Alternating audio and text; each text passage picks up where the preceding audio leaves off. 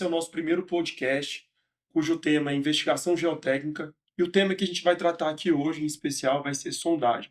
E nós trazemos com vocês dois convidados muito especiais, o professor Dr. Paulo Viana e o nosso querido amigo, professor Dr. Maurício. Boa tarde. Boa tarde. Tudo bom? Paulo, hoje, né, quem está patrocinando esse podcast é o LTEC, né? E eu gostaria que você falasse mais sobre a criação do LTEC, né?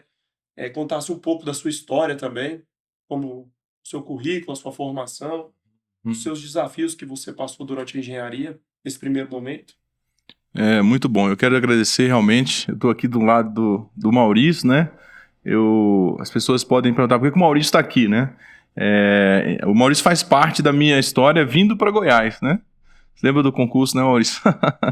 Então eu participei de uma banca, né, na época, para ser professor da UEG, e o Maurício foi o avaliador, né? Professor que me avaliou, extremamente rigoroso. Acho que os alunos dele vão assistir esse podcast. Pode estar aí perguntando, né? Mas caramba, você pegou logo o Maurício, né? Mas muito bom. Então a amizade ela só foi crescendo desde aquela época para cá e nunca deixei de aprender contigo, viu, Maurício? Nunca deixei de aprender contigo.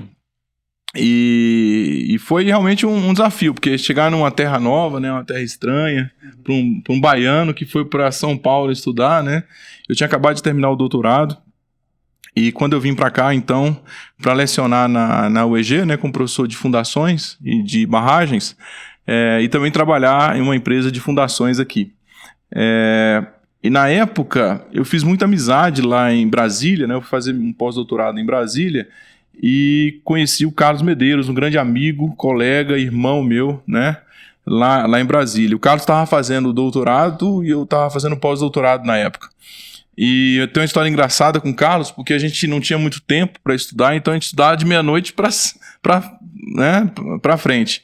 Então chegava 2, 3 horas da manhã, a gente fazendo ensaios ali, né? Então a gente comemorava as dezenas, né? Eu fiz 50 ensaios, 100 ensaios, 150 ensaios. E a gente pedia em pizza então, né? Eu lembro que o Carlos tinha um gosto estranho por pizza, né? Ele pedia pizza de banana com bacon, um negócio assim, né? Lá em Brasília é muito comum isso aí. Então a gente comemorava, fizemos uma amizade muito grande. E naquela época surgiu a ideia, né? Na verdade, eu conversando com ele, eu falei, Carlos, não tenho nenhum laboratório assim, né? No Brasil que fosse não tanto familiar, né? E a gente percebeu essa carência do mercado e a engenharia estava exigindo obras mais confiáveis, obras com mais qualidade, obras com mais controle e tudo mais, né? Surgiu essa ideia do LTEC em 2009 e nós então criamos esta empresa, né, que tem se desenvolvido hoje e está inserida aí em todo o território nacional. Mas eu acho que eu vim mais para ouvir o Maurício do que para me ouvir, viu, Adilberto? Certo. E aí, professor Maurício, tudo bem? Boa tarde. Tudo bom? Boa tarde. Um prazer estar aqui. Legal. E aí, conta um pouco aí da sua história para nós, como é que foi a sua formação, esse caminho que o senhor percorreu ao longo dessa jornada aí na engenharia. Tá certo. Já tem um tempinho, né? Então a gente já está no trecho aí há alguns anos aí. Na verdade, eu sou goiano, né? Eu morei boa parte da minha infância em Brasília e depois voltei para Goiânia. Fiz o curso de engenharia civil aqui. Depois saí, fui fazer mestrado no Rio de Janeiro, na PUC, e aí retornei para Goiânia, né? Tinha oportunidade para ficar no Rio trabalhando, eles tinham um convite para ficar lá. Eu falei, não, quero voltar para minha terra, né? É melhor ser cacique em Goiânia do que ser índio no Rio, né? Então, assim, um mercado que estava começando, né? Então tinha poucas empresas na área de geotecnia e foi um prazer voltar, né? Eu tive a honra de trabalhar com o professor Wilson, né, com o Horácio Fleury, que foram duas pessoas que me ensinaram muito, tá certo? E são meus professores, vamos assim dizer, na parte da geotecnia. E aí, num certo momento da vida, resolvi, né, abraçar a carreira de professor. E aí eu comecei sendo professor no Nordeste, na Federal do Sergipe, e estava fazendo doutorado quando teve oportunidade para que eu voltasse para a UFG, né? Eu voltei para a UFG em 96, lá se vão quase 30 anos, e desde então eu continuo na UFG, né, e trabalhando na parte de geotecnia, né, a parte que eu escolhi para para atuar dentro da engenharia e é um prazer, né? Nesses períodos aí pela UFG eu tive a oportunidade de sair umas 2 vezes, né? Fui para a Austrália fazer um pós-doutorado com o professor Poulos. Depois, mais recentemente, estive nos Estados Unidos com o professor Rodrigo Salgado. Então, são experiências interessantes aí que acrescentaram bastante aí, que a gente consegue enriquecer um pouquinho a aula dos meninos aí. Legal, legal.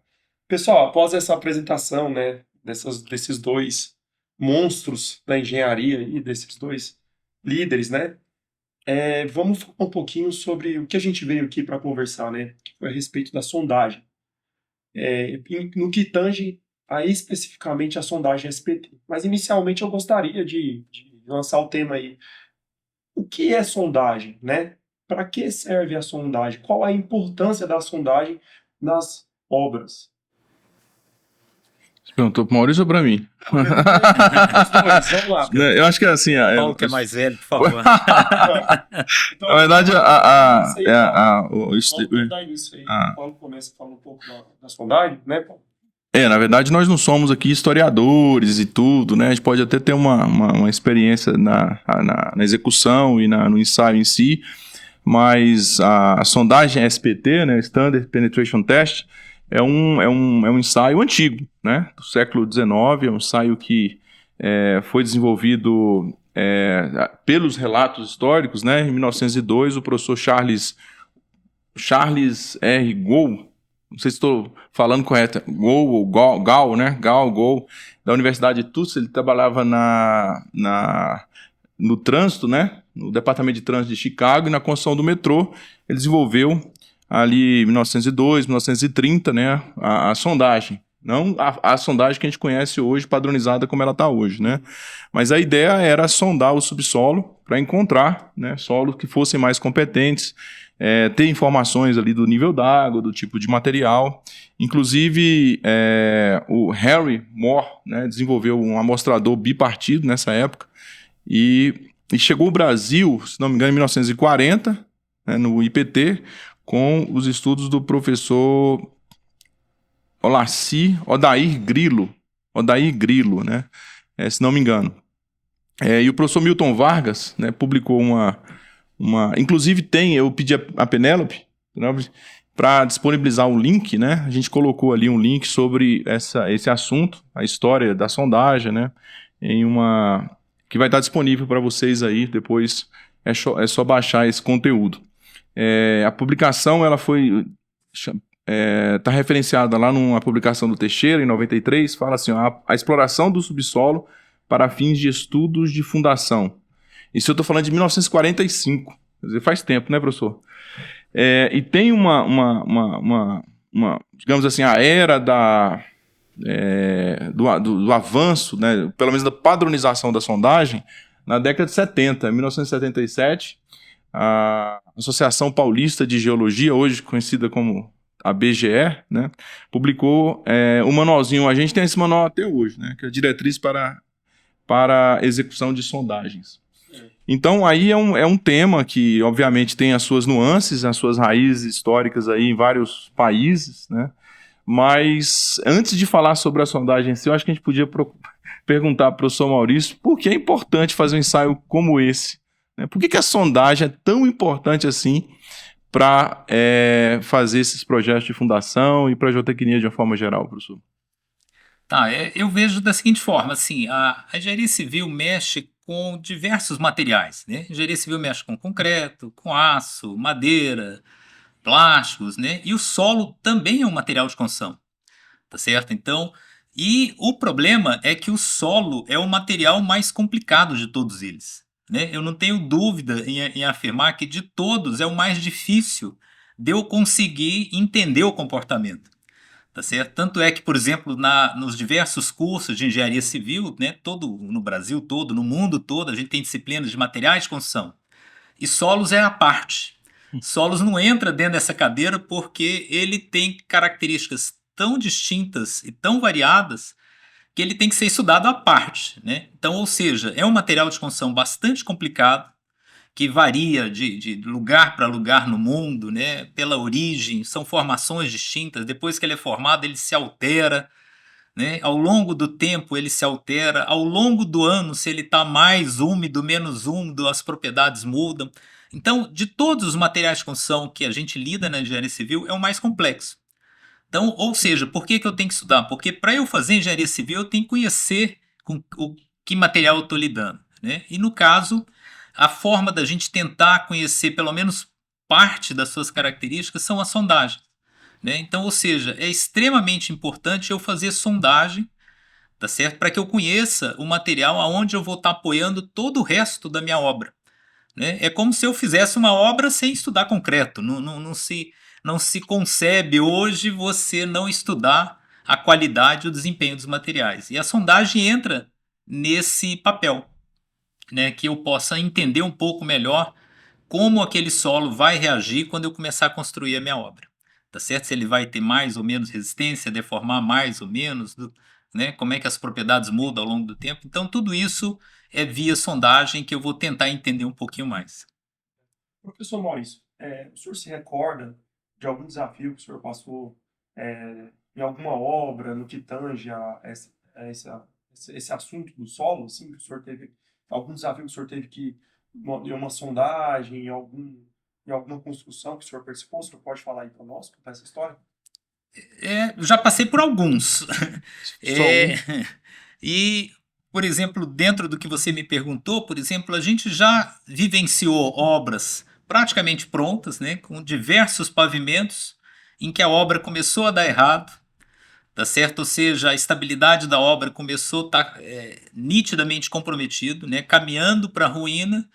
E aí a gente foi chamado para tentar socorrer, né? A empresa na qual eu trabalhava foi chamada para tentar socorrer, e a gente chegando na obra, né? Primeira coisa, fala, não, deixa eu conhecer o solo, né? Cadê a sondagem? O cara, não fiz sondagem, tá certo? Ou seja, uma obra com, né, dezenas de pavimentos aí, dando errado, e o cara não sabia nem onde ele tinha apoiado, né, aquela fundação, porque ele tinha feito num outro setor aqui em Goiânia uma obra idêntica, tinha dado certo, ele repetiu toda a ideia de todos os projetos, inclusive a fundação, sem estudar o solo. É muito complicado porque, como você falou, né, o solo é um material não uniforme, Sim. heterogêneo, não linear, pelo menos dentro do estado de linearidade dos outros, né, concreto, aço, madeira, etc., e com comportamento não elástico. Então, isso assim, é muita variação, né, quer dizer, a variabilidade espacial do terreno abaixo do subsolo de uma obra é muito grande, né? Então, o cara tem que ter muita coragem, né? Para fazer uma obra sem sondar corretamente, né? Loucura, né? Aí a gente entende as loucuras de cada um, né? Mas o fato de você não sondar acaba colocando em risco a segurança patrimonial das pessoas de forma muito intensiva, né? Intensa, né, professor? A sondagem é fundamental, né? Você falando de sondar, eu lembrei de uma frase do professor Veloso, que ele fala assim, ó, toda sondagem é cara, mas mais cara mesmo é aquela que você não fez, né? Ou seja, o fato de você não conhecer adequadamente o solo, isso vai te custar muito caro, tá certo? Porque você não dá para a gente admitir que o solo vai se comportar sempre daquela maneira. Não é a cor dele, né, que a gente consegue ver aqui da superfície, que predefine o comportamento dele, né? Então, a necessidade de aprofundar, fazendo sondagem, tentar conhecer um pouco mais suas características é fundamental, né?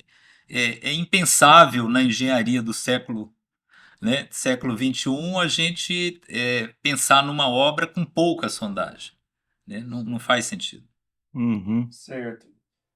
Paulo, a pergunta vai para você agora. Vamos lançar um tema aí da parte de execução.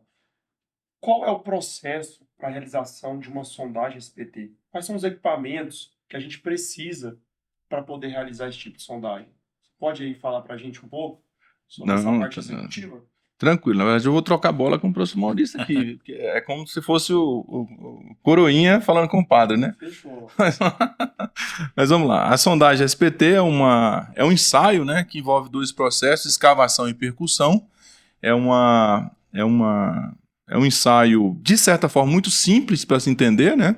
Porque você usa esse método percussivo a cada metro, digamos assim, pelo menos no final do metro, né, que sofreu o processo de escavação. Então, normalmente, a gente faz uma escavação com trado, né, normalmente é 1 metro ali, antes do nível da água ser encontrado, E a partir da base desse metro, a gente faz a percussão. O que é a percussão? A cravação de um amostrador. Esse amostrador ele é padronizado, ou seja, ele tem um diâmetro, ele tem um comprimento, ele tem um peso específico próprio, né? E você faz a cravação desse amostrador em 3 segmentos de 15, a partir da energia gerada por um peso de 65 quilos que cai a uma altura de 75 centímetros. Né? Então você precisa cravar esse amostrador nessas 3 parcelas, né, digamos assim. E a partir desse primeiro metro, que é o metro da percussão, você, logo a seguir, né, você tem a extração dessa amostra. É um ensaio muito importante porque ele tem um amostrador bipartido, você pode conhecer a amostra. Então você pode visualizar o que você amostrou. Aí tem um dado interessante também, que é a questão de embutimento do solo dentro do amostrador, né, professor? Essa questão de você a quantidade de amostra que entra dentro do amostrador é importante ser avaliada também. E esse processo ele se repete. Então você vai escavar 55 centímetros e vai percutir mais 45. E por aí vai até encontrar o lençol freático, no qual nós temos que usar o método de circulação de água, onde você introduz água através da haste, né? Através de um T, né? Essa água entra pela haste, sai pelo trépano e retorna entre a haste e o revestimento e retorna pelo tubo de revestimento, tendo essa circulação sendo garantida através de um motor. E aí você consegue, através de processo ali de escavação por circulação de água, escavar esses 55 centímetros abaixo do lençol freático. Depois você tira o trépano e faz a percussão. A questão é que nesse processo você pode introduzir vários erros, né? Então, é muito comum, né, a pessoa não trabalhar com a circulação da água, né, professor? É um tema delicado, mas vamos conversar sobre tudo aqui, né?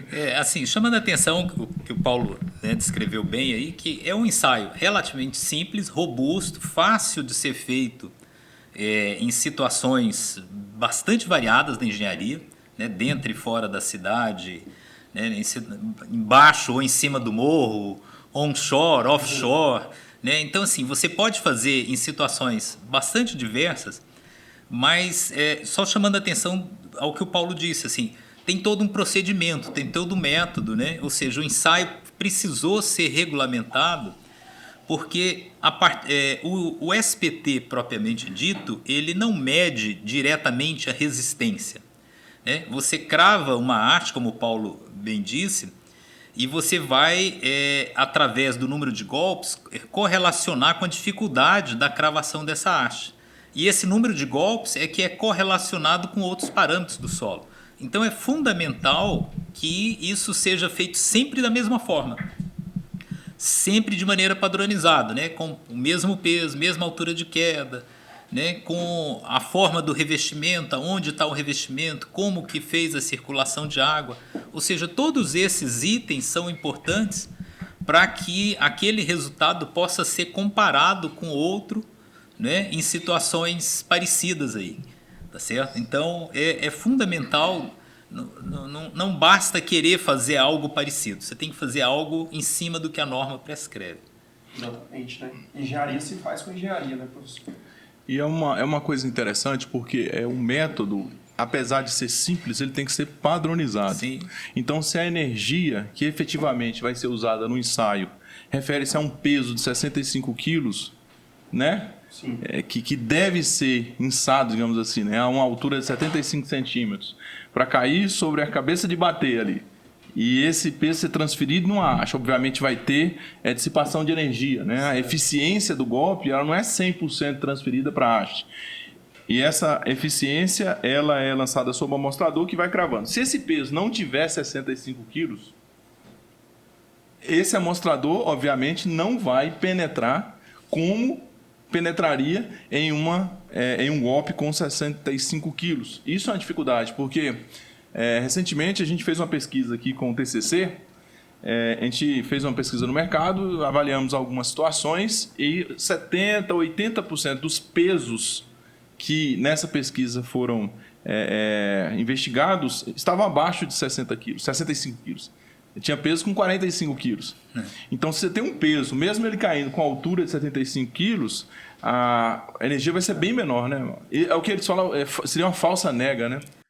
O peso menor é bastante perigoso, né? Porque você vai precisar de mais golpes, tá certo? Para conseguir cravar aquele amostrador no mesmo solo. Você está aplicando energia menor, então você vai obter mais golpes. E obtendo mais golpes, você vai interpretar como se fosse um solo melhor, né? Então você está contra a segurança a partir do instante que você usa um peso menor que 65 quilos. Por isso a importância, né, do certificado de calibração, né? Da empresa que faz o processo de sondagem, né, no ensaio de sondagem, ele tem um certificado de calibração, né, dos equipamentos. Agora, eu queria nesse momento, falar um pouco assim. O pessoal vai lá e fez a sondagem, né? Então a gente vai retirar através desses ensaios, nós vamos retirar alguns dados. Com esses dados que a gente consegue coletar desse ensaio, a gente consegue transformar em informação. Quais, qual a importância desses dados para um projeto de fundação? Tá, a gente tem várias sondagens, tá certo? Para conhecer as diversas características do solo aí. No momento a gente está falando especificamente do SPT, Sim. né? Então o SPT o maior, vamos assim dizer, me fugiu a palavra aqui, né? Ele foi feito para ser um ensaio que tenta estimar a resistência do solo, né? Então, assim, das diversas propriedades do solo, quando a gente pensa no SPT, a gente pensa em determinação de resistência, de capacidade de carga daquele solo para eu fazer o dimensionamento, por exemplo, de uma fundação, tá certo? Então, ele foi pensado, né, foi imaginado para traduzir essa propriedade do solo. Às vezes a gente usa ele para estimar outras coisas do solo, né, fazendo correlações. Como eu disse anteriormente, ele não mede diretamente a resistência. Ele mede o número de golpes e eu vou pegar aquele número de golpes e converter numa resistência. Tá certo? Então, dentro da sua pergunta, todos esses parâmetros que a gente tenta obter do solo a partir do SPT são através de correlações empíricas, né? O que são correlações empíricas? É a associação de uma experiência passada, de um banco de dados, onde você fez algum tipo de ensaio e também fez o SPT, e aí você faz uma análise estatística, fala, ó, aquele número de golpes, né, dentro de uma certa variação, que sempre vai existir, né, você vai poder estimar a resistência do solo. Então, na minha próxima obra, se eu fizer o SPT dela é 10, 20 golpes, com base na experiência passada, eu vou estimar que aquele número de golpes representa uma determinada faixa de resistência para que eu faça o meu projeto. É perigoso, por exemplo, você correlacionar tudo com a sondagem, né? Então, os dados obtidos pela sondagem é o valor do NSPT, que é o somatório de golpes dos últimos 30 centímetros, né, cravados pelo amostrador. Você lembra dos segmentos de 45, né? Então, são 15, 15, 15. Então, os últimos 30 centímetros, você tem o valor do NSPT. Esse valor é o valor do NSPT. Não é o valor da coesão, do peso específico, do atrito, do solo, da resistência não drenada. Esse é o valor do número. O que a sondagem te passa, né, de informação? Ela passa o número de golpes que o amostrador padrão recebeu para penetrar os últimos 30 centímetros dos 45 da base do metro. É isso que é a informação. Além disso, te dá o nível da água, depois que você finaliza a sondagem ali até estabilizar o lençol freático, e também te dá a possibilidade de você descrever o solo. Eu acho isso uma coisa fantástica, você conseguir abrir o amostrador e identificar, digamos assim, de forma destrutiva, né, porque ele destruiu ali a estrutura do solo, é uma amostra deformada, identificar o tipo de solo. Mas Maurício, você não acha que... Desculpa, vou chamar de Maurício, tá? Porque claro. A amiga chama pelo nome, né? Mas são muitos equipamentos a sondagem, né? Você tem o trépano, você tem a haste, você tem a cabeça de bater, você tem o amostrador, né? Todos esses equipamentos, além do método ser padronizado, deveria ser padronizado, esses equipamentos deveriam ser, no mínimo, calibrados, né? Hoje, no mercado, a gente tem uma dificuldade de ter o certificado de calibração desses equipamentos. São certificados simples porque é massa, né? E geometria. O que você atribui ao fato de hoje o mercado não exigir essa qualidade mínima, que seria um certificado de calibração dos equipamentos da sondagem? É uma pena, né? Como a gente ressaltou no início, assim, da importância de eu ter um ensaio. Primeiro, da importância de conhecer o solo, né? E depois de se fazer um ensaio com esse objetivo, é fundamental que eles tenham o mínimo de rigor, né? Obedecendo a norma, tá certo? Ou seja, de como proceder e também das partes envolvidas aí, né? Acrescentando, por exemplo, o tamanho de haste, né? O próprio material feito da haste, a densidade desse aço do qual é feita a haste. Então, tudo isso influencia e pode mascarar o resultado, né? Então, é uma pena a gente ainda não ter uma cobrança, um selo de qualidade nacional, tá certo, para esse ensaio, mas a gente já vislumbra melhoras, né? Assim, nos últimos anos a gente já percebe várias ações Brasil afora nesse sentido, de tentar dar cursos de qualificação para sondador, né? De medir energia e comparar a energia entre diferentes equipamentos. Então, assim, a gente já sabe o caminho, né? E o caminho é esse, tá certo? Em que você pode, uma determinada associação de classe, alguma coisa, ajudar na confecção desse selo, né? Ajudar na confecção de um critério de qualidade, tá certo? Como é feito com outros materiais, né? Você tem toda, no ensaio dos diversos materiais, aí você tem toda a exigência de calibrações, né, de certificados para você contratar um determinado serviço. E a sondagem necessitaria, né, e necessita, né, esse caminho. A gente, mais cedo ou mais tarde, a gente vai conseguir, né? A gente está demorando, mas a gente chega lá. E como projetista, porque o Maurício, na verdade, ele ensina os projetistas aí. Tem vários escritórios de cálculo de projetos aqui em Goiânia, Gilberto, que foram alunos do Maurício, né? Assim, na verdade, os principais aqui de Goiânia. E quando você ensinava essa turma, como é que fazer o modelo geológico, geotécnico da fundação, como é que era a especificação da sondagem? Eu tenho lá a planta de cargas do meu prédio, e agora eu tenho uma área projetada do meu prédio no terreno e eu vou especificar as sondagens. O que você ensinava na sala de aula? Conta o segredo aqui.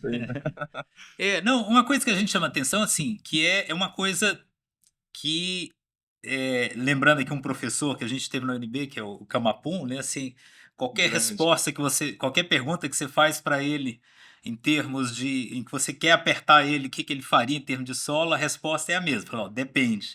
Tá certo? Depende de muita coisa, né? Então, assim, a norma até tenta especificar um número mínimo de sondagem baseado em tamanho de área de terreno, área construída e tal.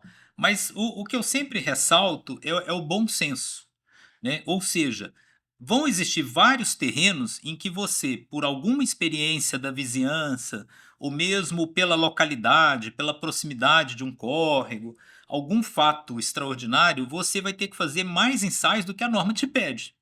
Então, ou seja, se você perceber que existe a possibilidade de uma variabilidade maior, você tem que ser mais cauteloso e fazer mais ensaios. Então, aquele número de ensaios baseado em 400 metros quadrados a partir de um certo valor, ou 200 metros quadrados em áreas pequenas, isso aí é só um indicativo mínimo, tá certo? Mas eu posso perceber que eu tenho que fazer mais ensaios, né? Uma coisa, voltando um pouquinho ao que o Paulo bem destacou aí, o SPT tem um objetivo, tá certo? Ele tem uma área em que ele é muito bom, né? Eu não diria que o SPT é perfeito, mas ele é essencial, né? Ele é um ensaio que está longe de ser perfeito, mas ele é extremamente necessário. Não tem obra que eu vá fazer sem o SPT, Que é exatamente isso que o Paulo destacou. O fato de eu conseguir tirar a amostra, quase nenhum ensaio, para não dizer todos, não conseguem trazer a amostra para a superfície, isso é fantástico, né? Medição do nível da água e tudo. O número de golpes vai me apontar no rumo da resistência. Eu jamais iria sugerir você tentar determinar coesão e ângulo de atrito a partir do SPT. Para isso tem ensaios muito melhores, né? Então eu tenho que saber até onde o SPT vai, tá certo? Então, tendo essa noção da limitação, né, para que o SPT me é útil, tá certo? Eu vou precisar, em determinadas obras, fazer outros ensaios para complementar essa informação. Então, se eu quiser uma previsão mais acurada de deformações de recalque, por exemplo, de grandes obras, e Goiânia está nesse caminho de fazer obras cada vez mais altas, tá certo? Não vai ser com SPT que eu vou conseguir melhorar essa previsão, tá certo? Então, não é, por exemplo, ao começar um edifício de 40 pavimentos, eu não tenho que fazer o dobro de sondagem no edifício de 20 que eu fiz, né? Ou seja, o SPT ele é útil para uma série de informações, mas para outras eu vou ter que agregar outros ensaios, tá certo? E fechando a pergunta, né, do Paulo, ou seja, a quantidade está muito ligada ao bom senso, tá certo? A norma te dá um mínimo, mas você não tem que estar preso àquele mínimo. Por exemplo, obras que têm grandes escavações, se eu vou fazer 3 subsolos, por exemplo, então a gente faz uma campanha de sondagem inicial, até mesmo para fazer um anteprojeto, para ter uma noção, um orçamento mínimo da obra, mas após escavar, eu vou ter que fazer uma nova campanha de sondagem, complementando aquela primeira. Tá certo? Inclusive por causa do pré-adensamento. Exato, Tirou ali eu a tirei nível de todo um tensões, né? peso e tal, né? Então eu tenho que ter noção que a quantidade de ensaio é muito função da obra, né? E também do terreno aí, tá? Não é só geometria, a área em si, como a norma aponta. A gente não tem que estar preso naquele número ali.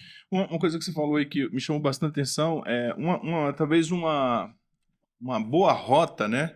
Seria fazer uma conta-prova para sondagem, né? Eu sei que tem várias empresas no mercado e tudo, e que não necessariamente o mercado vai estar com a maturidade suficiente de exigir documentações, de exigir o treinamento dos sondadores em associações, escolas específicas, ou até mesmo certificados de qualificação, PBQPH, etc., do ensaio. Mas essa contraprova, ela é importante, né? É bastante salutar, né? Ou seja, quanto mais complicado o caso, você ter uma segunda opinião é fantástico. É igual o médico, né?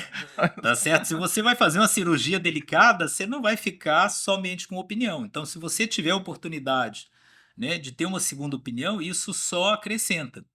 Tá certo? Então, assim, a engenharia já amadureceu no sentido de projeto, por exemplo. A própria norma já exige que você faça uma validação do projeto, né, que tem que ser uma outra pessoa com a outra visão, né, não pode ser da mesma empresa e assim por diante. A sondagem também agregaria valor, né, se eu, nesses vários estágios, nessas várias etapas, eu puder usar empresas diferentes, até para poder comprovar, né? Parte dos ensaios uma empresa faz, parte outra faz, isso só agrega, né?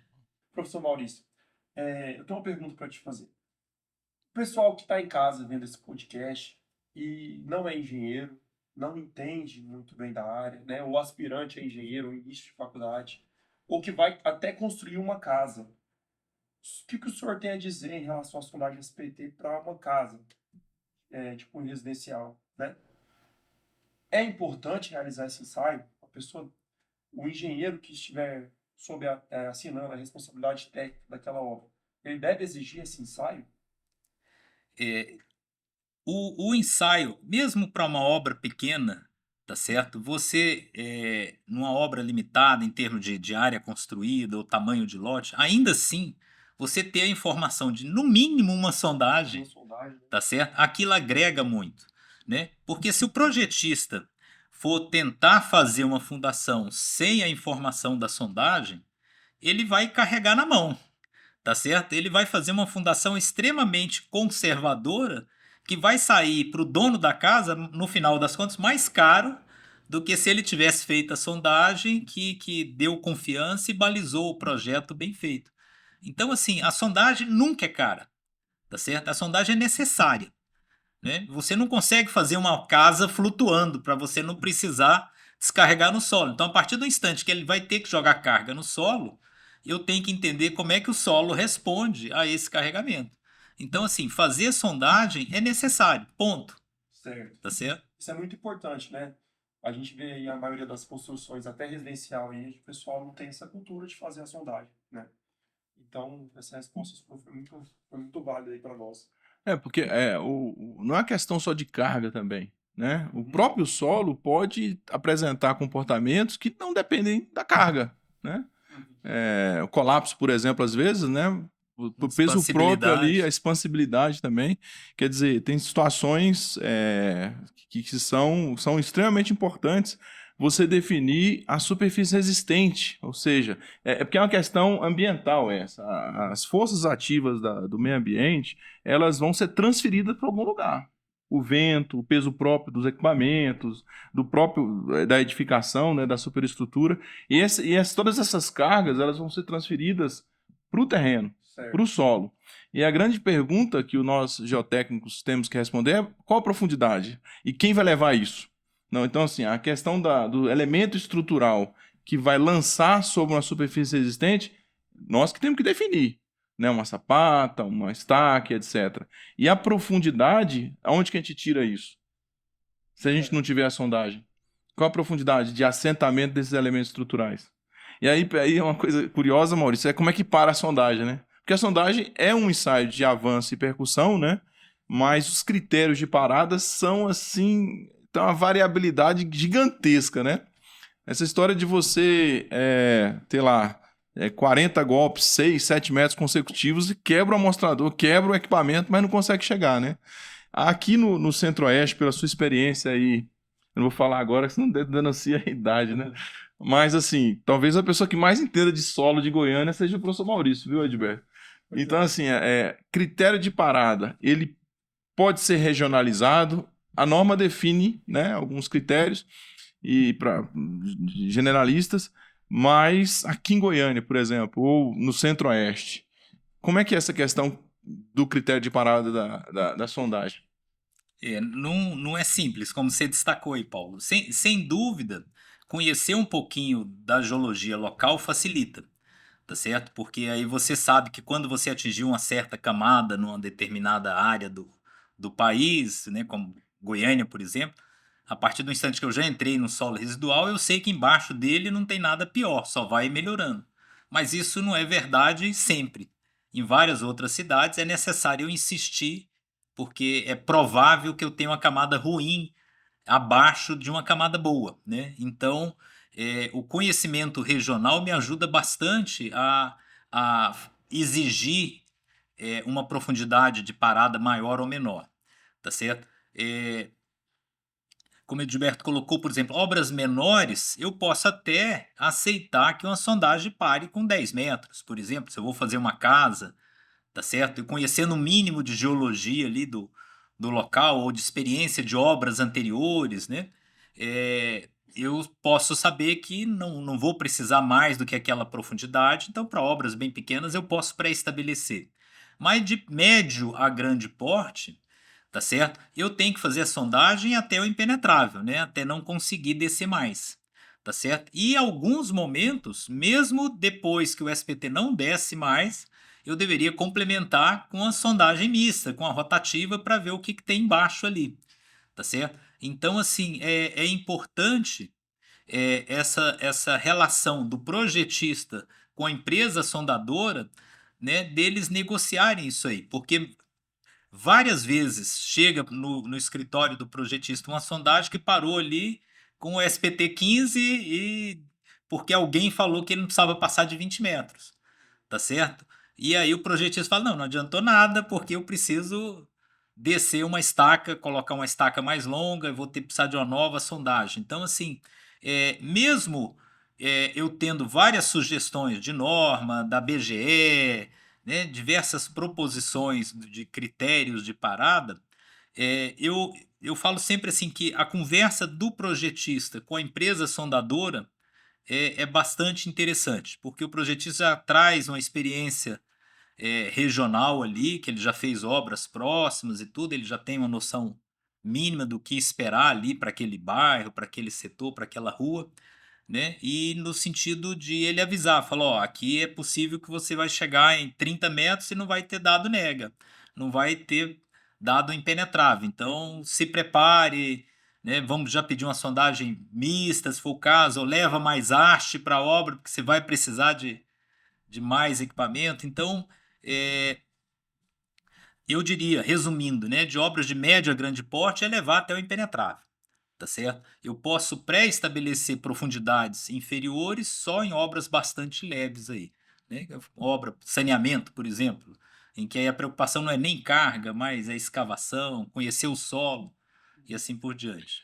Mas, obviamente tem muito projetista de fundação que vai estar vendo e assistindo esse podcast aqui agora, né? A gente podia perguntar ao Maurício se ele, obras de médio e grande porte, pelo menos uma rotativa ali para. Eu sei que é uma pergunta assim, mas a gente passou por alguns casos nesses últimos 2 anos aqui, inclusive em algumas obras que a gente está junto, né? Trabalhando, e bem desafiador, né?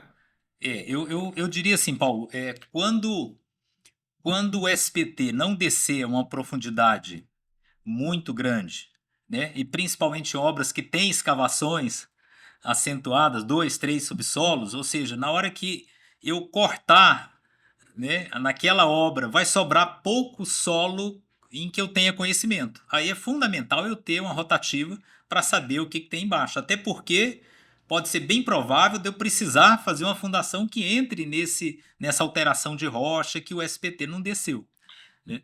Então, assim, a rotativa complementando o SPT nesses casos é fundamental, tá Porque certo? o construtor do lado de cá, né? Quem está colocando dinheiro ali na obra, ter uma surpresa dessa é muito desagradável, né? Eu diria assim, é porque eu não diria que é uma surpresa, porque a gente está lidando com algo É, tão desconhecido, porque eu acho que a surpresa é se eu adivinhasse o comportamento do solo, aonde que vai estar o é, impenetrável. Aí seria uma surpresa. O normal é eu não saber aonde o SPT vai parar, tá certo? Ou seja, a variabilidade no mesmo terreno vai ter um canto da obra que o SPT desce mais e outro canto que desce menos. Então, para quem não está acostumado a lidar com sondagem, pode parecer um fato estranho, mas a regra é ser variável, né? Quando é tudo homogêneo, aí me estranha. Se você me entregar numa obra a sondagem tudo igual, eu vou desconfiar daquele daqueles resultado, né? resultados.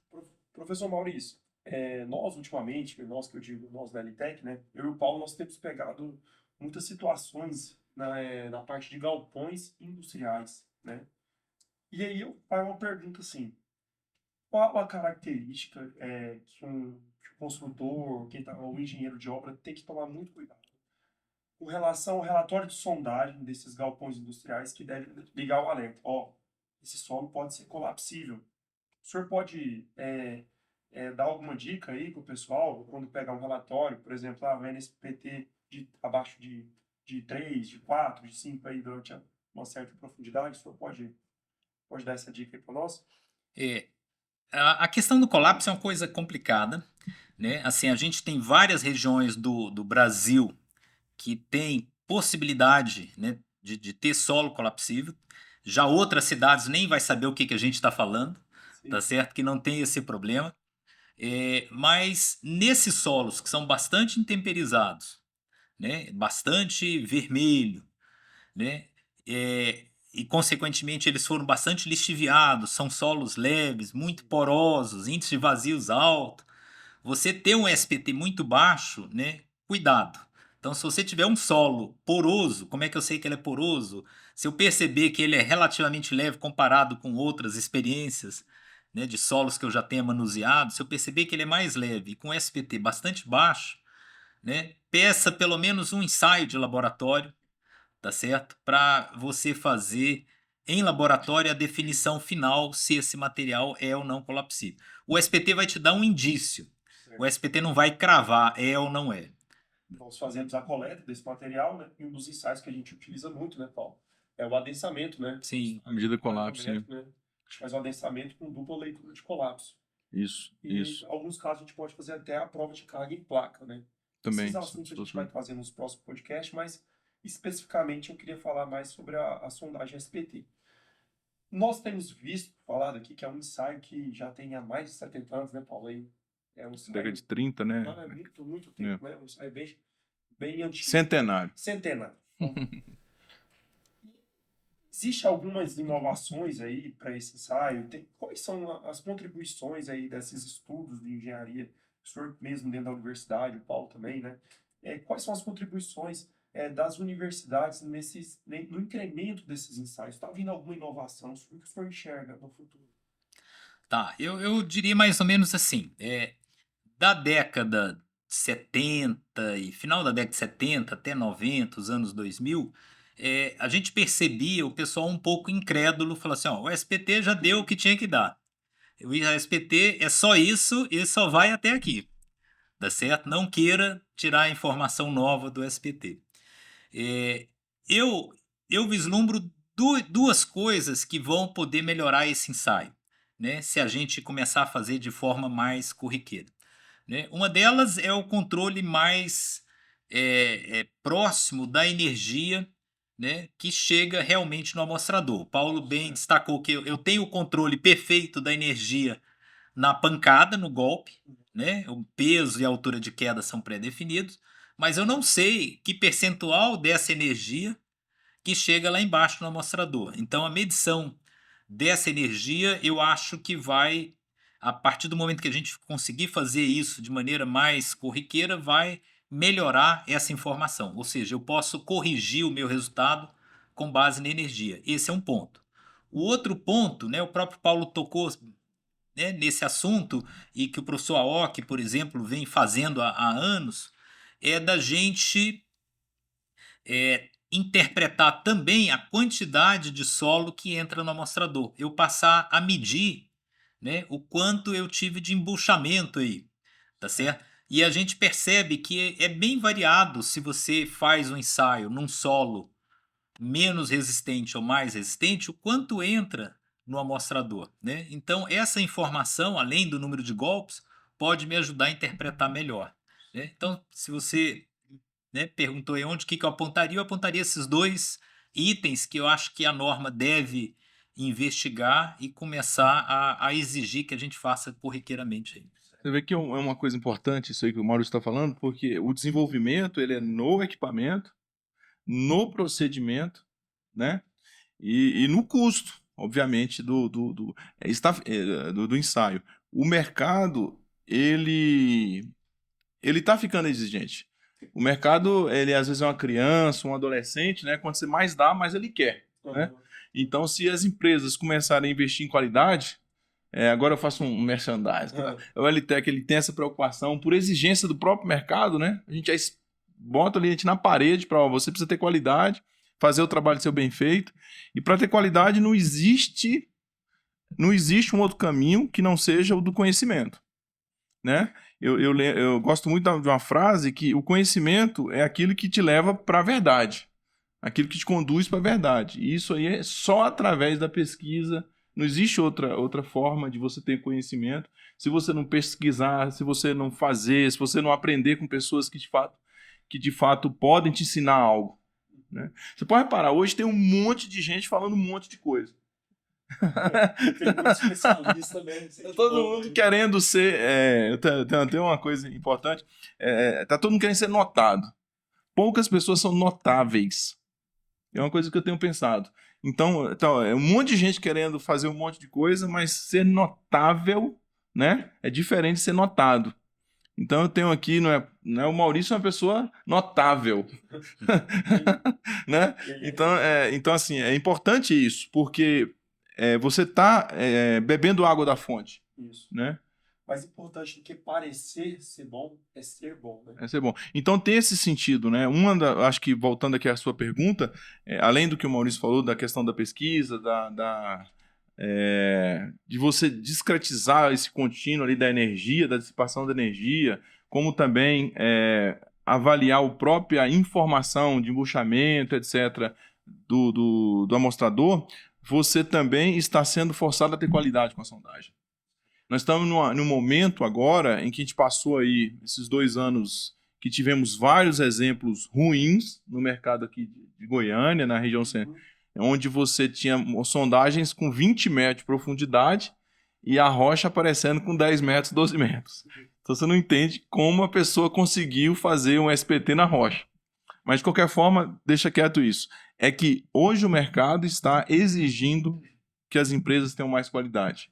E isso está diretamente relacionado com o custo.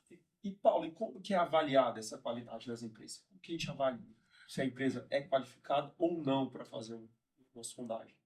Não, é um fato muito, muito importante esse aí, porque o mercado, desde que ele saiba o que é essa qualidade, que às vezes ele nem entende que tem, né?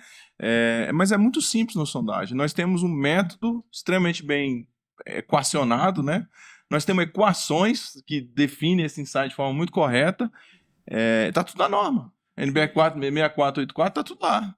Nós temos o conhecimento. O professor Maurício falou uma coisa bem interessante, né? A gente sabe a rota, a gente sabe a estrada, né?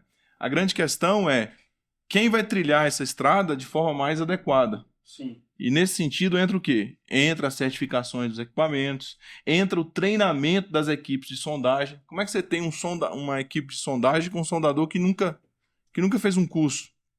E uma outra questão também que a gente podia colocar na mesa é essa questão da geologia, né? Da interpretação, quem assina o laudo. Às vezes o rapaz vai assinar um laudo ali que nem teve formação geológica para isso, né, professor? É geotécnica e geológica, né? Se fosse pelo menos geotécnica, estava ótimo. Eu acrescentaria, assim, acho que 2 coisas. Por exemplo, você, nessa linha que o Paulo falou, você pode, eu do lado do cliente, por exemplo, né, se eu vou contratar uma empresa, eu vou pesquisar sobre a empresa, né, eu vou exigir dela a apresentação desses laudos de calibração, né, de atestados técnicos, se ela já fez isso, já fez aquilo, se deu treinamento para o curso, etc e tal. Então isso tem como você ter uma cobrança mínima de qualidade, conhecendo e exigindo daquela empresa. A outra coisa que eu vou fazer é colocar alguém da minha empresa para presenciar a realização dos ensaios, para fiscalizar ali, tá certo? Ou seja, uma pessoa, um técnico, conhecendo o mínimo do ensaio, ele sabe se quem está executando está seguindo, né, o que a norma prescreve, né, se ele está fazendo a perfuração com o equipamento adequado ou se ele está tentando cravar o amostrador, né, na etapa que era para estar simplesmente escavando. Então, eu acho que as 2 coisas, você, cliente, tem como fiscalizar o processo executivo e tem como você investigar a vida pregressa daquela empresa, né? O que a empresa já realizou, a expertise daquela empresa. Mas, assim, antes da parte final, eu queria que também a gente fizesse também uma parte para a gente falar um pouco desse mercado de trabalho também, né? Tem muito engenheiro que vai assistir a gente e a gente tem uma carência de geotécnico aí no mercado. A gente nota isso, né? Eu queria falar um pouco sobre isso, né? Falar um pouco como que é essa formação, se você é geotécnico, né? A gente pode falar nesse sentido. Uma coisa que eu falo, gostaria de falar, assim, a gente precisa esperar do SPT. Primeiro precisa fazer bem feito o SPT para eu poder transcrever aquele resultado numa informação boa. Mas eu não posso, por outro lado, também, eu vejo o outro lado do cliente, o cara esperando que o SPT dê tudo para ele. Ele quer fazer também só o SPT. Só o SPT. Não quer fazer outro ensaio. Porque aí vai colocar quais são os ensaios que eu preciso fazer a minha obra. Então, eu vou fazer um projeto de fundação, no caso aqui, fundação, né? Contenção que seja também. Aí ele vai conversar com alguém, então ele vai procurar um engenheiro, né? Um projetista de geotécnico, etc. E o geotécnico vai lá, você precisa fazer sondagem. Ponto final, assim, acabou, né? Não acabou, né? Você tem vários outros ensaios, por exemplo, contenção. Hoje em dia, para você acompanhar a deformabilidade de uma cortina, você tem um inclinômetro. A gente acabou de adquirir um inclinômetro lá, que dá 150 metros, você consegue alcançar com ele, e é um ensaio extremamente útil, né? Que te dá praticamente ali, no momento da escavação, toda a deformação do paramento, né? Sim, Então é muito importante do que acompanhar com, por exemplo, com topografia, né? sim. Então o que o Maurício falou foi muito interessante, ou seja, você muitas vezes passa a noção para o cliente que a sondagem resolve tudo. É. Isso não é verdade, né? Quando você faz a sondagem, o pessoal acha que acabou, né? Na verdade, você acabou de começar. Eu diria assim que o termo sondagem é bem amplo. A sondagem, o termo sondagem não é só SPT. PT. SPT é um tipo de sondagem, né? E muitas vezes o cliente só conhece o SPT também, tá certo? E quando você falar que precisa fazer sondagem, ele vai interpretar que ele, em vez de 10 furos, ele vai ter que fazer 30 furos de SPT e está resolvido na obra dele, Não. tá certo? Então, o que o Paulo bem colocou, por exemplo, em obras de contenções, né, o que está em jogo ali não é a resistência da estrutura empurrando o solo, mas eu quero saber qual a força que o solo empurra a estrutura. Então, eu preciso de parâmetros como coesão, ângulo de atrito, Sim, que aí ou ensaio de laboratório ou outros ensaios, como o PMT e o DMT, são mais úteis do que o próprio SPT, sim. tá certo? Então, da mesma forma, por exemplo, em edifícios altos. Uma coisa que a gente chama a atenção do cliente é que, por exemplo, em edifícios muito altos, o meu problema maior no projeto não é capacidade de carga. O meu problema maior é recalque, é deformabilidade. Tá certo? Ou seja, de 10 obras que vão ter problema em edifícios altos, uma vai romper, 9 vão ter problemas de patologias provocadas pelo recalque. Então, o meu projeto em edifícios muito altos, eu tenho que fazer o SPT numa quantidade boa para conhecer o solo e tenho que complementar essa sondagem com ensaios que me dê parâmetros de deformabilidade melhor. O DMT e o PMT, por exemplo, né, tá passando de hora da gente popularizar esse ensaio, Sim. tá certo? Para a gente ter propriedades adequadas com um equipamento melhor. Eu não posso, né, querer fazendo um paralelo com a medicina, como a gente já tocou, eu não posso querer dar diagnóstico de um câncer sofisticado com hemograma, continuar fazendo só o ensaio básico. O hemograma é fundamental, assim como o SPT é fundamental para eu conhecer o solo, mas para conhecer outras particularidades do solo, vão ser outras sondagens, né? Então, eu preciso sondar o solo em todos os seus aspectos, dependendo do porte da obra. Quando eu me preocupar mais com capacidade de carga, eu vou investir mais no SPT. Quando eu estiver fazendo um edifício muito alto, eu tenho que fazer o SPT, mas tenho que diversificar. Não é quantidade de SPT que vai melhorar o meu projeto. Eu vou ter que associar novas sondagens.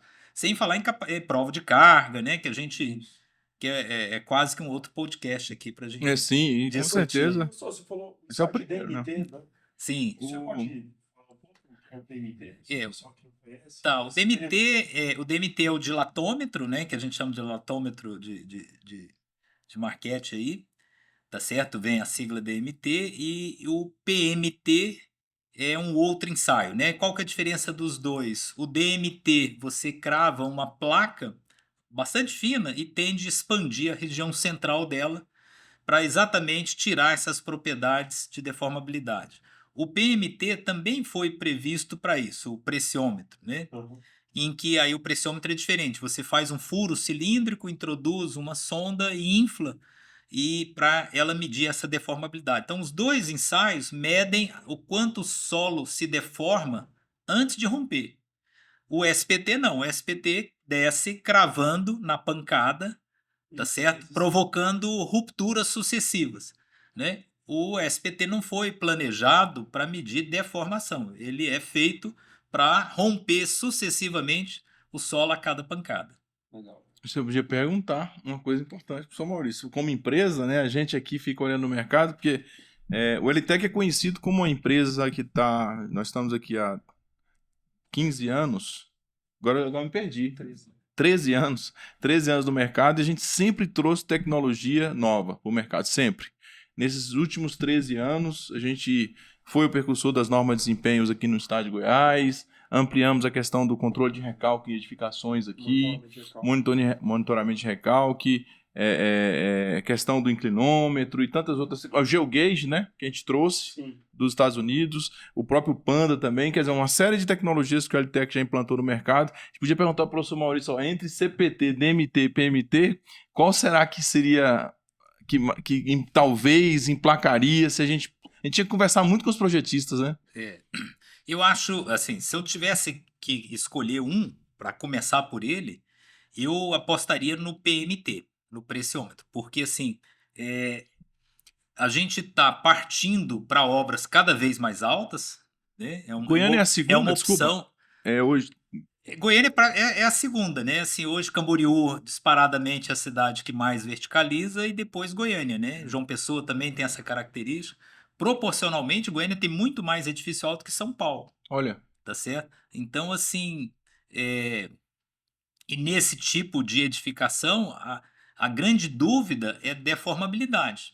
Então, pressiômetro é seria. melhor o pressiômetro, né? Então, assim, o papel nosso da universidade lá é começar a fazer pesquisa para lançar para o mercado resultados e o mercado decolar, né? Eu fui numa defesa acho que do Renato, professor Renato Angelim, né? Tem uma aluna que defendeu uma tese com pressiômetro, não foi Sim. isso? Foi bem interessante. E É. teve uma correlação boa, né? Não é correlação, desculpa. Teve um resultado adequado, né? Para o que ele estava procurando lá de resistência. Sim, a gente fez uma campanha de interpretação de ensaios nesse solo nosso, tropical, deu resultados muito interessantes, né? Da capacidade do pressiômetro determinar a coesão, o ângulo de atrito e módulo de elasticidade. Então, A curva de aprendizado, professor, ela seria como? Projetista, quer dizer, universidade, projetista, mercado, como é que é? Como é que você vê isso aí? Porque para convencer alguém a pagar para fazer o ensaio do pressiômetro numa obra teria que ter alguém bem convincente ali, né? assim, eu acho que o papel da universidade é fazer a propaganda, né? É estudar, mostrar que dá bom resultado e tentar mostrar isso para o mercado. Eu acho que esse é o papel da universidade. Eu acho que entra aí a questão da norma, né? A partir do momento que a norma vai ficando mais rigorosa, vai ficando mais exigente em termos de qualidade, em que você precisa prever melhor recalque, tá certo? E o validador do projeto vai conferir seus cálculos em tudo, então eu acho que naturalmente vai caminhar para a gente forçar a ter ensaios melhores. Legal. Tá certo? Então, assim, porque se a gente pensar só no cliente, o cliente descobrir que ele precisa é muito difícil, né? E se o cliente não pede, o projetista não faz, né? É Então, norma. aí eu acho que a norma vai ser o caminho, tá certo?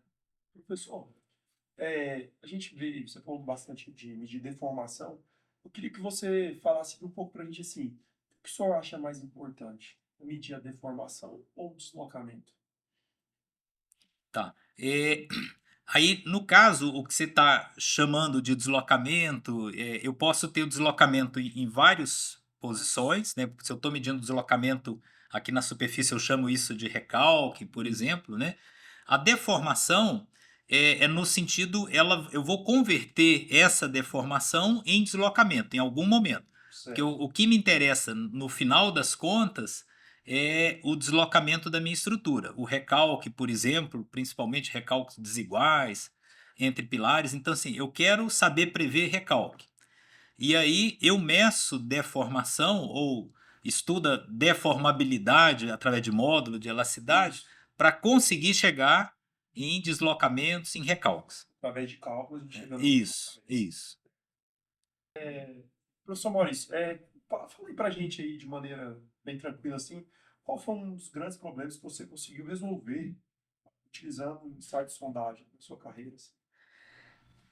Assim, primeiro. Ou que o ensaio de sondagem foi o problema, né? Pode ser os dois. Tá, eu diria assim, que na verdade sempre são equipes, né? Então você tá falando assim, você, mas eu vou responder aqui, mas sempre é uma equipe de pessoas que estavam juntas naquele momento, a empresa atuando e tal, né? Eu atuei antes da universidade bastante tempo pela Geoserv, então tive a oportunidade pela Geoserv conviver com a série de problemas e depois, posteriormente, na universidade também outros aí.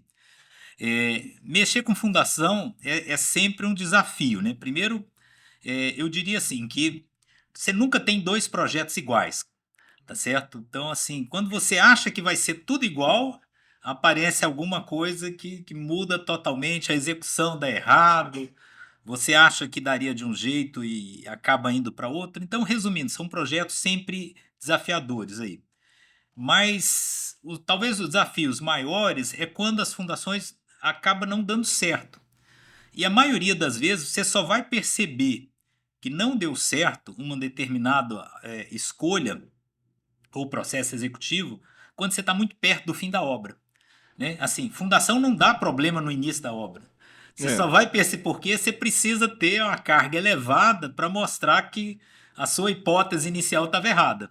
Então você tem que estar praticamente no fim da obra. Então, assim, quando dá problema de fundação, é aquele estresse porque você já está com a obra pesada, praticamente toda pronta aí, né? E eu já passei alguns sustos aí, eu já convivi com alguns sustos por motivos diversos, né? Eu citei anteriormente, por exemplo, falta da sondagem, né? O cara escolheu fazer um projeto sem sondagem, né? Achou que ia dar certo, e aí só no final que ele vê que dá errado e pede ajuda, e aí você vai ter que socorrer de maneira rápida o edifício para tentar não deixá-lo cair, sem a mínima informação, né? Então, assim, essa obra, isso foi o quê? 89, 90, por aí, isso foi para dizer aqui perto de onde nós estamos gravando, a menos, Não é isso aí que eu... não foi esse prédio, mas a gente está num raio de menos de 2 quilômetros daqui, de um edifício que estava praticamente caindo, né? E assim,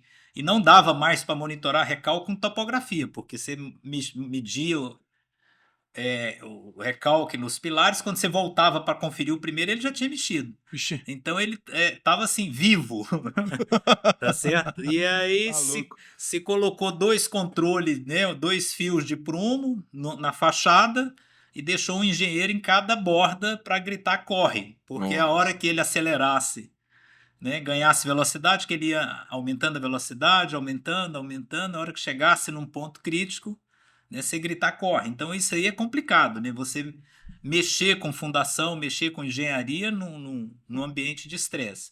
A gente já passou por outros problemas parecidos com causas diferentes, né? Teve um outro edifício famoso aqui em Goiânia, 17 pavimentos e tal, em que aí foi o processo executivo que foi o vilão, tá certo? Em que se concretou os tubulões de maneira inadequada, na presença de água, a água lavou, né, aquele concreto, e a baixa qualidade do concreto provocava recalques e a estrutura chegou muito perto Colapso. do colapso aí. Então eu diria assim que os maiores problemas que eu vivi foram essas obras de fundações mal executadas, e aí envolvendo tudo, desde da falta da sondagem, ou do processo executivo, ou da escolha da alternativa da fundação. Que tudo isso vai virar problema bem no final da obra. A hora que a obra está prontinha, né, quase querendo entregar, e aí ela começa a dar problema de recalque excessivos. É um tripé, assim, ó. Segurança, custo e qualidade. Então, às vezes a pessoa coloca conforto no lugar da segurança. Então, você não pode ter uma obra segura com qualidade barata. Né? Você não existe. Não existe as 3 opções. Você escolher uma coisa segura que seja barata e com qualidade. Então, por exemplo, se você vai fixar a qualidade, não, eu quero qualidade. Então, para me ter mais segurança, eu tenho que gastar mais dinheiro. É o conceito do melhor valor. Isso é um conceito tão complexo esse que a gente tem um estereótipo de o que é bom é barato, né? Assim, você pagou quanto? Então você gastou dinheiro à toa, né? Mas na engenharia não funciona assim. Na engenharia você tem que... É por isso que a boa técnica é importante, ou seja, saber fazer o trabalho bem feito. Mesmo que demore, a gente tem essa curva de aprendizagem. Tudo você tem uma curva de aprendizagem, tudo. Então a pessoa vai fazer um ensaio trexial. Se você colocar um recém-formado ou um técnico que saiu para fazer um ensaio trexial, ele vai fazer tudo errado. Então, eu diria que se ele não ficar ali uns 2 anos no laboratório, até ele aprender, até ele fazer, até ele ser acompanhado, não vai dar certo. Então, fundações é muito isso, né, professor? Não dá para economizar em fundação, né?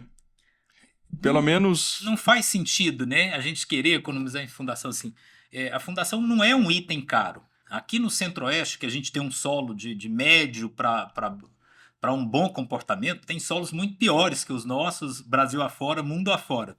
A gente tem um solo relativamente bom no Centro-Oeste todo, no Cerrado todo, a gente tem um solo bom.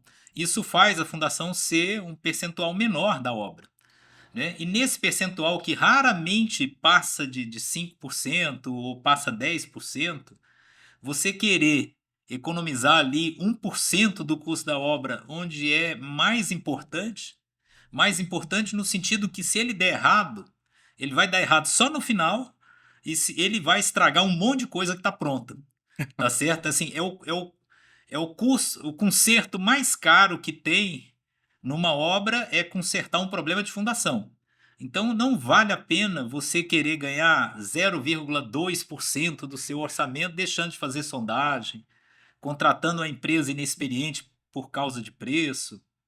Então, assim, é a economia mais burra que tem na engenharia é cortar, né, cortar recurso da execução da fundação. Execução desde sondagem até a conclusão da fundação aí. Professor Maurício, queria que o senhor, queria agradecer, né, pela presença do senhor aqui nesse primeiro podcast do LTEC, né, que a gente está proporcionando. Você não é à toa que você foi o nosso primeiro convidado aqui, está participando. Você, com essa experiência que o senhor tem de mercado, com essa visão. E gostaria de agradecer o senhor pela essa experiência esclarecedora e bem informativa que o senhor pôde nos contribuir aqui com a gente, né? Levando essa informação de alta qualidade para quem está nos vendo em casa. E mais do que isso, gostaria que o senhor desse uma perspectiva de mercado para um estudante de engenharia ou para quem já formou em engenharia e não consegue se uma colocação, ou alguém que tem curiosidade em estar trabalhando na geotecnia. Gostaria que o senhor desse uma perspectiva, né, de futuro, né, uma perspectiva de como está o mercado de trabalho nesse ramo, né? E agradecer mesmo a presença do senhor aí, deixar um legado aí para a gente. Tá, obrigado. Eu que agradeço o convite e a oportunidade de bater papo, né? Então, assim, é muito gratificante a gente poder trocar experiência e disponibilizar essa experiência para outros, né? Então, isso é muito bom.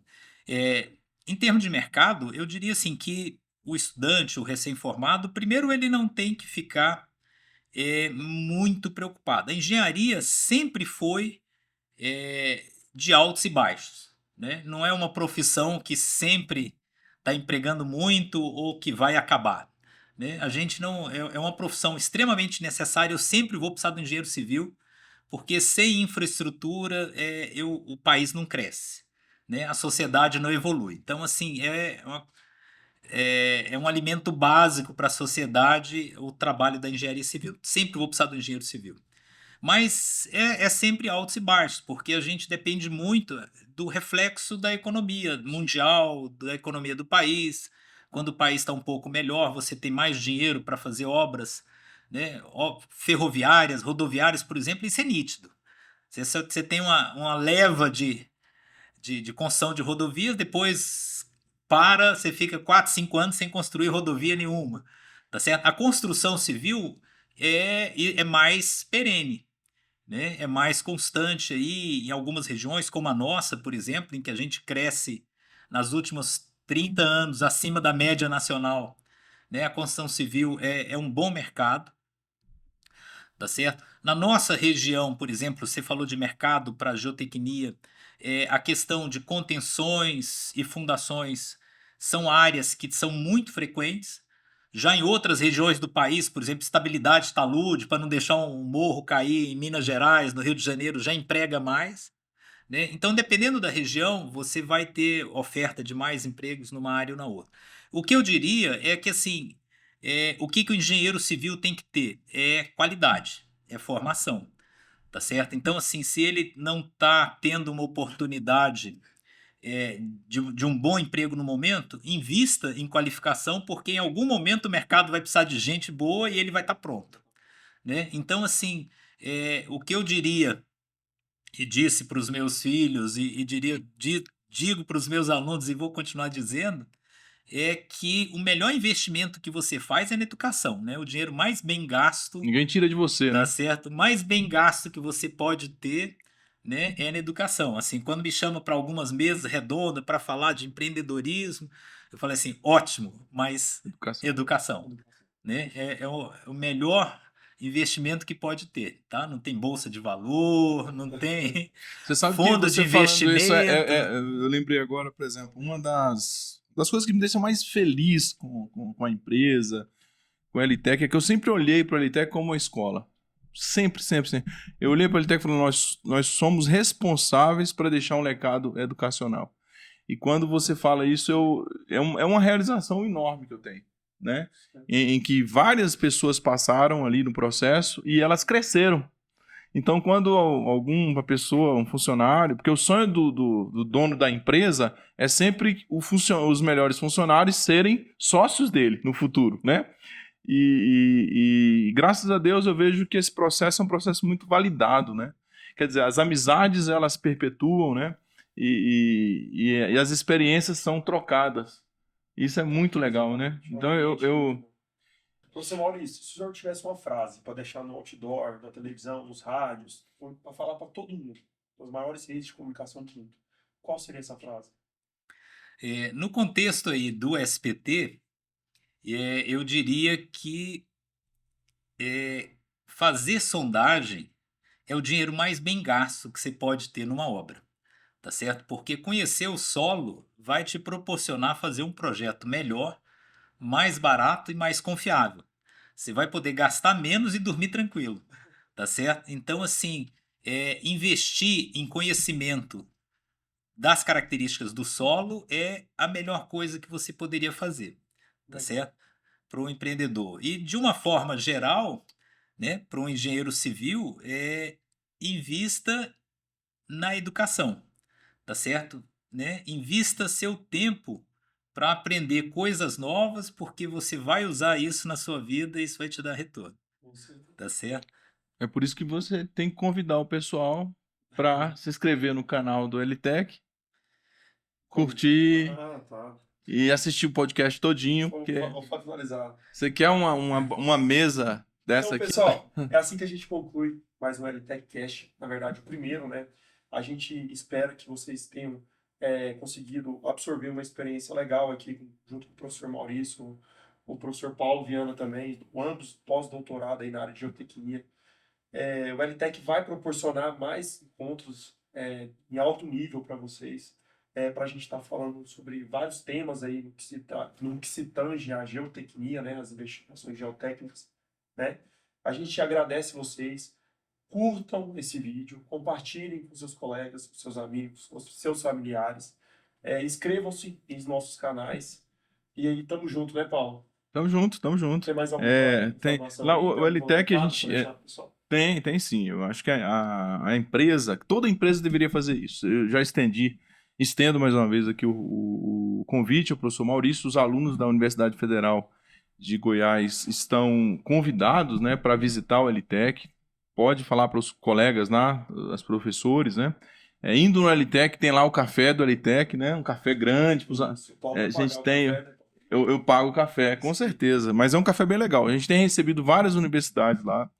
É um papel da empresa estar próximo à universidade, né? É um papel muito importante.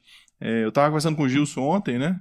O Gilson é um professor, colega nosso lá da Federal também, sobre a dificuldade que nós temos de ter bons resultados de ensaios trexiais, né? E ele está vindo do Canadá, imagino, né, agora. E é papel da empresa, digamos assim, se espelhar na universidade. A empresa ela tem que se espelhar na universidade, porque eles foram feitos para isso, né? Para dar esse norte aí, digamos assim, de conhecimento aí para a sociedade como geral. Eu queria agradecer muito, viu, Maurício, por você vindo aqui. Obrigado. Para mim é uma honra, assim, muito grande mesmo, muito grande, ter não só compartilhado o seu conhecimento aí, ter, né, você como amigo também, e como uma referência, né, nessa área de geotécnica há tantos anos. A prova de que você está sendo competente é que você está aqui, né? Isso é muito importante, né? Isso é muito legal, então. Muito obrigado, viu, Maurício? Obrigado, Paulo. Obrigado aí pelo convite da LTEC. É um prazer estar aqui, né? Assim, poder trocar algumas palavras, contar alguma experiência anterior aí. E principalmente, né, tentar motivar, né, a garotada que está vindo aí a se encantar com a geotecnia, se encantar com a engenharia civil. Então, assim, se eu tivesse que escolher um curso de novo, Engenharia Civil. era engenharia civil. Né? Muito bom.